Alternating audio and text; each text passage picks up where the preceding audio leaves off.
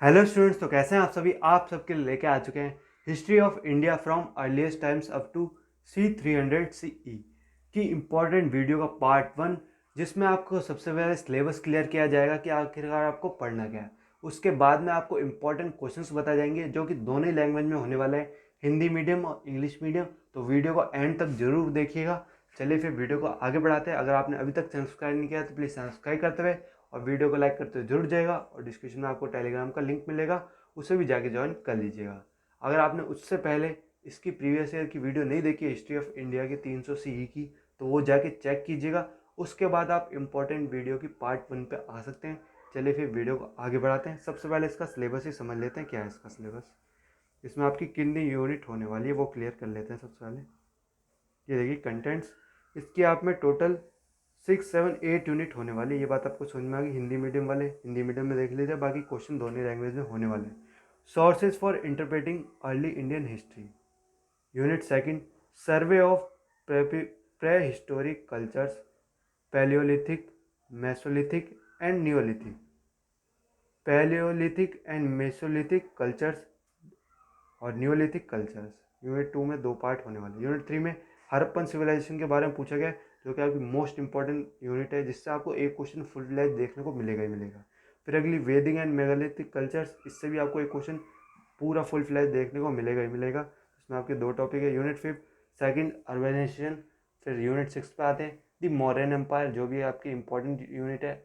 Early Tamilakam, survey of Sangam literature.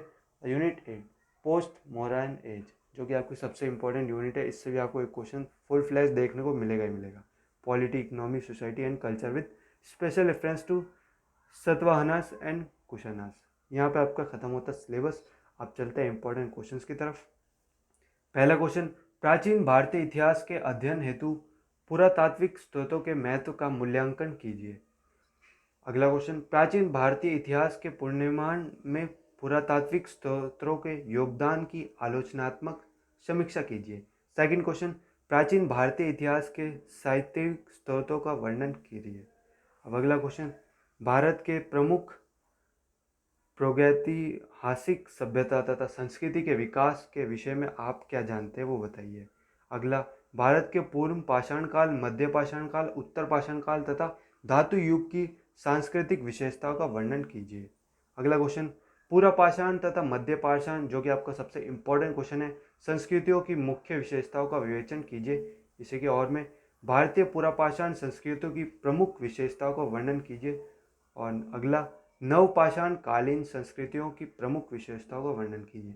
जितनी भी पाषाण है इनको अच्छे से कर लीजिएगा। अब अगले क्वेश्चन पे आते हैं। हड़प्पा, जो भी आपको बताया था इंपॉर्टेंट है। हड़प्पा सभ्यता की उत्पत्ति का तथा उसके पतन के कारणों का वर्णन कीजिए। Describe the origin of the Harappan civilisation and the reasons for it decline. Harappa सभ्यता की अर्थव्यवस्था तथा धर्म पर एक निबंध लिखिए। Write an essay on the economy and religion of the Harappan civilisation. Harappa सभ्यता के शहरीकरण की मुख्य विशेषताओं का वर्णन कीजिए। और इसके चॉइस में दे रखा है, हड़प्पा सभ्यता में टाउन प्लानिंग को परिभाषित करें अच्छे से।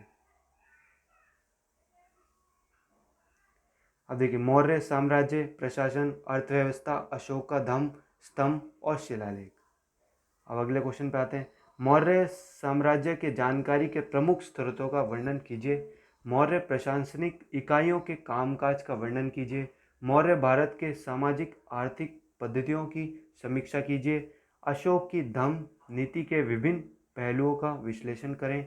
मौर्य साम्राज्य के जानकारी के प्रमुख स्रोतों का वर्णन कीजिए। यहाँ पे आपके सारे इंपॉर्टेंट क्वेश्चन खत्म होते हैं। अब बात रही इंग्लिश मीडियम वाले कहाँ मिलेंगे। देखिए, English medium and Hindi medium with solution वो आपको कहाँ प्रोवाइड किए जाएंगे, वो आपको टेलीग्राम पे प्रोवाइड किए जाएंगे। तो इसलिए जल्दी से जल्द टेलीग्राम को ज्वाइन कर लीजिएगा और चैनल सब्सक्राइब करते जरूर जाइएगा। टेलीग्राम पे जैसे ही नेट थोड़ा सही होता है, आपके टेलीग्राम पे PDF अपलोड कर दी जाएगी। उसमें से पढ़िएगा और जो आपका स्टडी मटेरियल है, यही 2 चीज़ें आपके लिए बेस्ट रहेंगी। इनसे पढ़िए और अपना पेपर अच्छे से अच्छा दे के आइए। और जितना साफ सुथरा लगेंगे उतने ही आप मार्क्स को बूस्ट कर पाएंगे। चलिए फिर वीडियो को ख़त्म करते हैं।